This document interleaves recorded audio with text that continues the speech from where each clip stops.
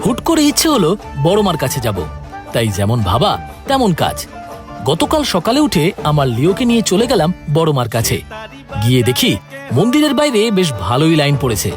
লাইনের তোয়াক্কা না করে মায়ের পুজোর জন্য একটা ডালা কিনে দাঁড়িয়ে পড়লাম লাইনে।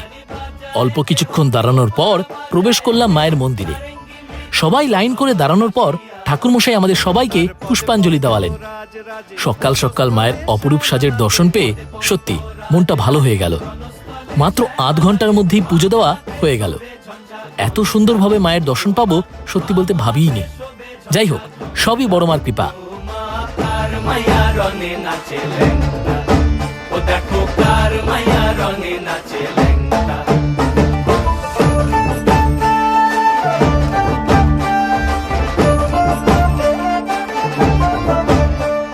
পুজো শেষ করে মন্দিরের পাশের দোকান থেকে এক প্লেট নিরামিষ কচুরি খেয়ে আবারও লিওকে নিয়ে বাড়ির পথ ধরলাম।